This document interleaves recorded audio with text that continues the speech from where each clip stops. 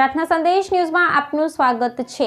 પ્રાર્થના સંદેશ ન્યૂઝમાં આપનું સ્વાગત છે। ભારત જન વિજ્ઞાન જાથા દ્વારા પાદરા સ્ટેશન વિસ્તારમાં રામનગર ઘનશ્યામ ભુવાજીને ત્યાં પોલીસને સાથે રાખી છાપો માર્યો। છાપો મારતા માતાજીના ભુવાજી પકડાયા। તે પહેલા ફરાર ધર્મના નામે છેતરપિંડી કરી અને અંધશ્રદ્ધા ફેલાવતા હોવાનો આક્ષેપ।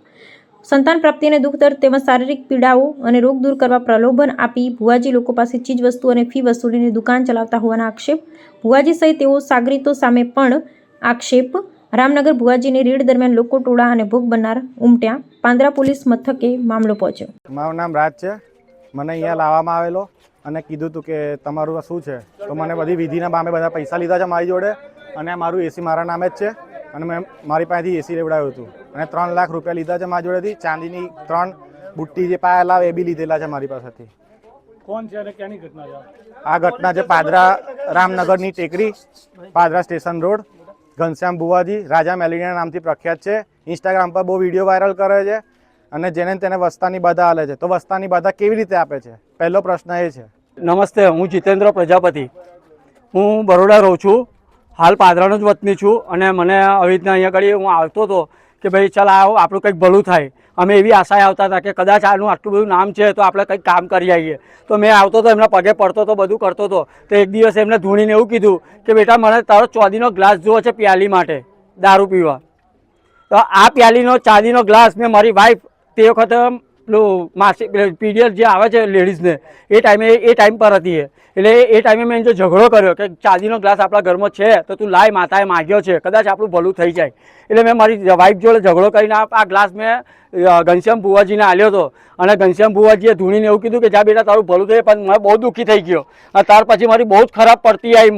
મારા ઘરમાં ચા મેળવાની બી પોફા હતા, પણ અત્યારે ભગવાનની દયાથી હું સારા પંથ પર ચાલી ગયો અને બધું છોડી દીધું, બધું કમ્પ્લીટ કરીને અને હું અત્યારે માતાજીના પંથ પર ચાલું છું। તો મને સુખી છું। શું મનોકામના લઈને તમે આગળ આવતા? હું સારું થવા માટે કે મારા ઘરમાં કંઈ પરિવર્તન આવે, હું કંઈક આગળ પ્રગતિ કરું કે તને સારી નોકરી મળશે। તો નોકરી મને ડૉક્ટરની ત્યાં લાગેલી મેં વાઘોડિયા રોડ પર।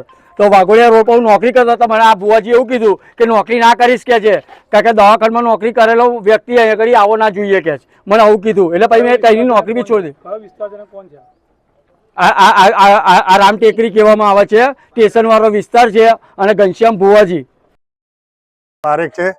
હું છેલ્લા 1.5 વર્ષથી અહીંયા આવતો હતો પણ અમે માતાની આશા અહીંયા આગળ આવતા હતા। અમને ખબર નથી કે આ રીતના ધૂતી લેશે। એવન હું મારી ગાડી બી એમને જ્યાં ડાયરા થતા હતા ત્યાં હું એમને લઈને બી જતો હતો વગર ની પૈસાની આશાએ હું એમની જોડે ફરતો હતો।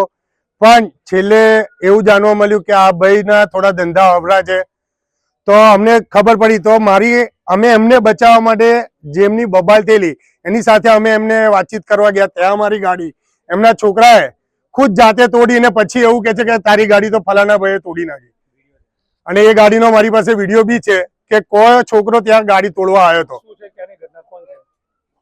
Housing board. તમારે શું કામ કરવા માટે આગળ આવતા હતા અને હાલ શું પરિસ્થિતિ? એકચ્યુઅલી અત્યારે તો પરિસ્થિતિ હાવ નબળી બની ગઈ છે। અહીંયા આવ્યા પછી જે મારું કામ હતું એ કામ બી પૂરું નથી થયું। ત્યાર પછી અમે ધીરે ધીરે મેં બંધ કર્યું તો મને એવું કહેવામાં આવ્યું કે આ તો મારી મિસિસ જોડે એનું ચક્કર હતું, એ એકબીજાનું એઠું પીતા હતા। એ બી રેકોર્ડિંગ મારી પાસે છે, પણ હું એ વ્યક્તિને હું મારી મા સમાન માનતો હતો। પણ મારી હાલ ભુવાજીએ મને આ શબ્દ કીધેલા છે। ભુવાજી ક્યાં છે અત્યારે? તો ભુવાજી ક્યાં છે? અત્યારે ભુવાજી કઈ જગ્યાએ છે મને ખબર નહીં, એને ફરાર છે ભુવાજી। સાચો ભુવો હોત અને સાચી માતા આવતી હોત તે હાજર અહીંયા ઉભા રહેવા જોઈએ, ભાગી ના જવા જોઈએ જો ખરેખર એમને માતાજી આવતી હોત તો।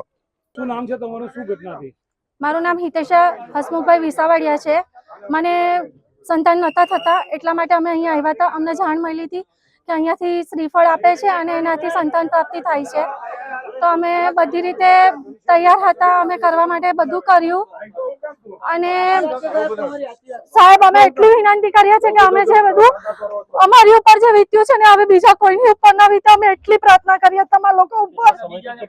અમે આજે 8 મહિના અહીંયા ભર્યા છે। મારા માણસને અત્યારે હું ખોટું નહીં બોલું છું, બતાવું તમને।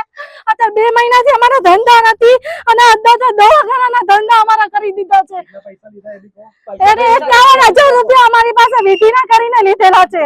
નગર વિસ્તારમાં ઘનશ્યામ ઝાલા મકવાણા ઉર્ફે ઘનશ્યામ ભુવા છેલ્લા 10 વર્ષથી લોકોના દુર્દગ મટાડવા, સંતાન પ્રાપ્તિ કરવી, કેન્સરના રોગ મટાડવા, આવા જુદા જુદા 25 પ્રકારના દાવા કરી અને લોકોને બ્રહ્મા નાખીને ભરમાવતો હતો અને શારીરિક, માનસિક, આર્થિક લૂંટ કરતો હતો.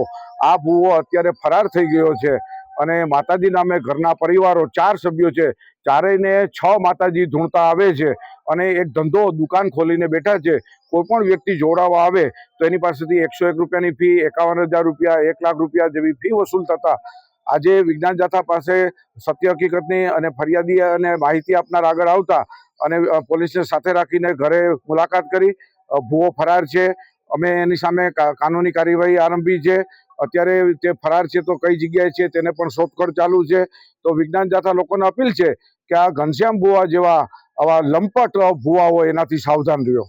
લોકોને બરબાદ એનો માત્ર ધંધો છે. કોઈ પણ વસ્તુ પ્રવૃત્તિ રોજગારી કરતા નથી, માત્ર ને માત્ર લોકોની સાથે છેતરપિંડી કરે છે. અમારી પાસે જુદા જુદા ભોગ બનેલા પીડિતો લોકો પૈસા અને આર્થિક રીતે પોતે જે ભોગ બનેલા હતા એને ફરિયાદ કરી અને અમે માણસો મોકલતા, જે હકીકત ખરાઈ કરતા એની સામે કાનૂની કાર્યવાહી કરવા માટે પોલીસની મદદ લીધી છે. પ્રાર્થના સંદેશ ન્યૂઝની તમામ લેટેસ્ટ અપડેટ્સ માટે ચેનલને હમણાં જ લાઈક, શેર અને સબસ્ક્રાઇબ કરો.